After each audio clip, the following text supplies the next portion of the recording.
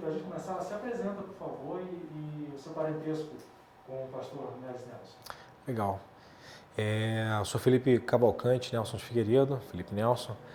Sou bisneto do missionário, eu chamo de missionário que para a gente ficou mais conhecido, marcado como missionário, né? Neles Nelson. Sou esposo de Mariane Malafaia. Temos 3 filhos, Emanuel, Nicolas e Naara, pequenininha de 9 meses. Bom, embora você já esteja ali numa geração um pouco mais distante do pastor Neles Nelson, quais são as lembranças que você tem?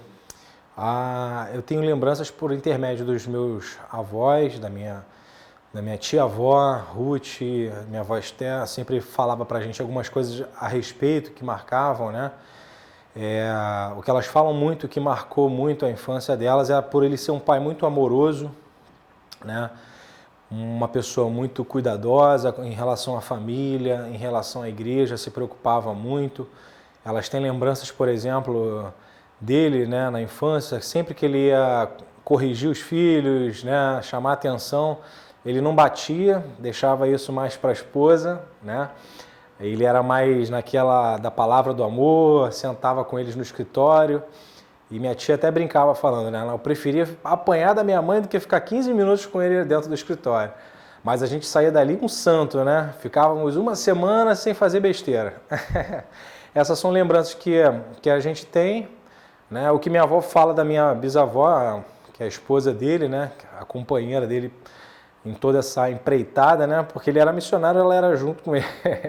Ela era muito dada para os trabalhos artesanais, manuais, e a minha avó fala que na minha infância eu ia no quarto dela para passar perfume. Eu ia lá, ela passava as colôniazinhas nela, pronto, agora você está cheiroso, meu bisnetinho. Né? Então eu tenho alguma lembrança vaga, mas muito pouca.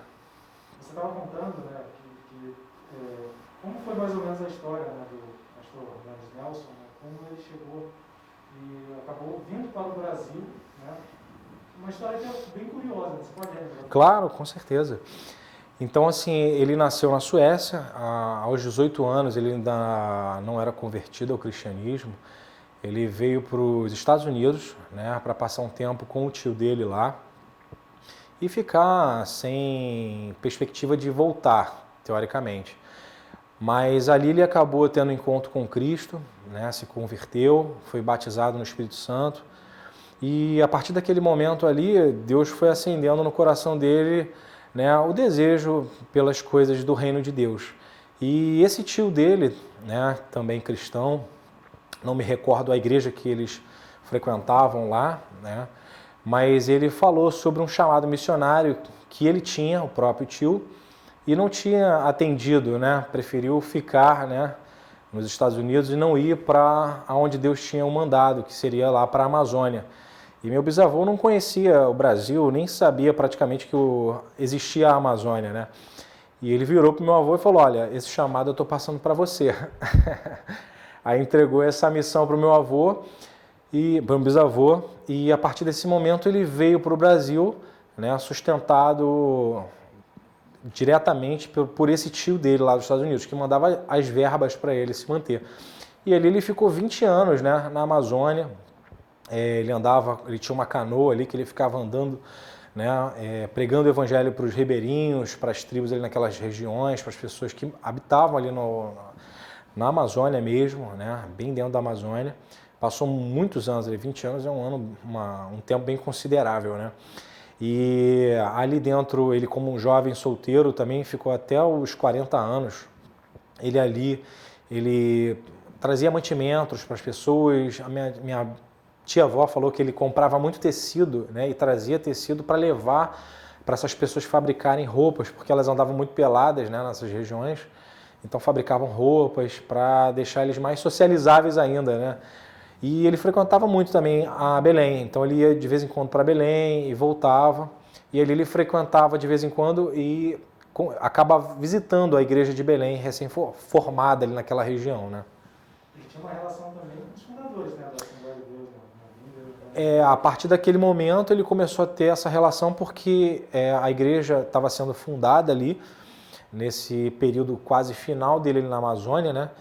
ele tinha passou a conhecer, né, até por serem da Europa, né, tinha essa afinidade pela região que morava, e passou a ter um certo relacionamento com eles e com a igreja da Filadélfia, da Suécia, né, que viu o trabalho missionário do meu bisavô e se propôs, né, chamou ele para poder bancar o ministério dele também. Então eles contribuíam com o ministério, contribuíram até o final da vida deles, né, na manutenção do chamado missionário dele, porque viram realmente a efetividade do trabalho que ele estava realizando naquele local, né? Viram realmente que estava sendo proveitoso não só, né, para a comunidade, mas também para a propagação do evangelho mesmo em si.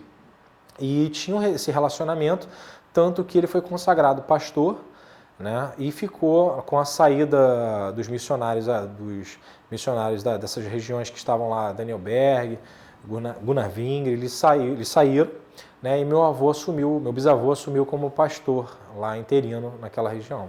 E como era o trabalho dele realizado durante essa época em que ele era pastor interino? Então, é muito interessante até você falando isso, que eu até lembrei de uma situação agora, que foi até engraçado, que eu estava ceando outro dia e lembrei dessa situação. A gente estava tomando um cálice e eu falei, caramba, quanto tempo que esse cálice, esse negócio deve existir, né? Aí não sei se foi minha tia-avó que estava falando, se foi meu avô, falando, foi seu avô que trouxe os cálices para o Brasil, porque antes a gente ceava na igreja, era um cálice único. Então passava o cálice de pessoa para pessoa, né, e todo mundo tomava o mesmo cálice, não era higiênico, né? Aí minha avó falando que eu corria para sentar logo no início do culto nas primeiras cadeiras, para ser a primeira a cear. Mas ele tinha um trabalho muito de ensino, né? Ali ensino tanto, tem uma coisa também que é bem assim evidenciada da Assembleia de Deus, que é a questão do uso dos ternos, né? Então isso começou muito lá lembrando disso agora também falando. Começou muito lá nessa região porque o meu bisavô, ele andava muito de terno, porque eram roupas que ele trazia e trouxe dessas regiões mais frias.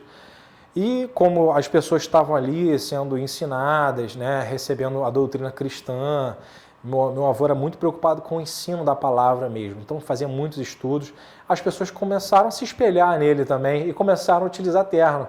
E numa região quente não é comum você ver pessoas usando terno, então dali começou o terno e gravata, que também não era muito comum. Mas por causa dessas regiões mais frias, até inclusive por causa dos outros missionários também que estavam lá, que também se vestiam da mesma forma, com terno, gravata, uma roupa mais quente, né? O pastor Nelson, ele estudava muito a Bíblia? Estudava muito a Bíblia, né? Minha avó, minha tia-avó também, Ruth, relata muito que sempre em casa ele estava estudando a Bíblia, lendo a Bíblia, fazendo estudos bíblicos para levar para a igreja e orando, né? Passava muito tempo também orando. Então a gente tem muitos documentos dele assim de estudos que a gente guardou, que a gente doou também para a CPAD, muita coisa de estudo bíblico, né? A gente tem guardado algumas coisas, mas tem muitos estudos e são os primórdios ali que naquela época a gente não tinha seminários teológicos, né? Não tinha o Google para ajudar a gente, né? As enciclopédias. Então era muito assim do que ele trouxe de lá e o que ele fabricou aqui também, né? Até com os estudos também, que ele com certeza devia receber outros livros, mas já, vamos dizer assim, ele mastigava um pouco para levar para as pessoas que estavam recebendo esse novo conteúdo, né? Que veio de lá. Você conhece incidentes que poderia relacionar o fato da família, do seu bisavô, naquela época, que deixavam claro que eles eram de fato guiados pela Bíblia e pelo Espírito Santo? Ah, sim, sim. Só o fato dele estar aqui como missionário, né, com 18 anos de idade, vir para o Brasil, né, e deixar a família na Europa, deixar uma parte nos Estados Unidos e vir, né, abraçando esse chamado e ficar na Amazônia numa canoa, para mim, isso já mexe com a gente, deixa a gente bem assim impactado, porque vê que é realmente uma pessoa que buscou mesmo fazer e cumprir um chamado, né, que Deus realmente colocou no coração dela. Mas eu vejo assim, pelo meu legado familiar, pelos meus pais, pelos meus avós, né, a questão de toda a trajetória que a gente teve na igreja, a gente percebe que a gente herdou isso dele, né? É um cuidado pela família, é um cuidado pela igreja, e esse temor ele deixou pra gente, isso é uma coisa que deixa um traçado no ministério dele, e também o fato dele se preocupar muito com a igreja, como a gente até falei anteriormente. Ele se preocupava muito em não deixar despesas para a igreja, né, permitir com que a igreja tivesse pernas próprias para que ela andasse, mas ele era muito preocupado realmente com o estudo da palavra mesmo.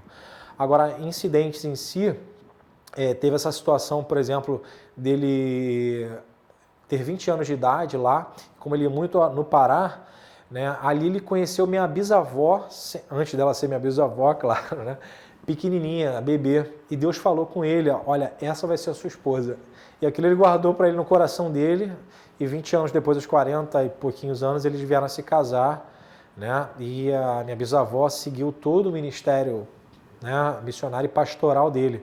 E para onde ele era mandado, né, chamado pela igreja, né, ele ia, de coração aberto. Ele veio para o Rio de Janeiro, a chamado também dos missionários, pedindo para que ele viesse ocupar a função pastoral aqui no Rio de Janeiro. Ele veio, deixou tudo para trás, veio só com a família e vinha com o coração mesmo para a obra mesmo, né? A preocupação dele era essa.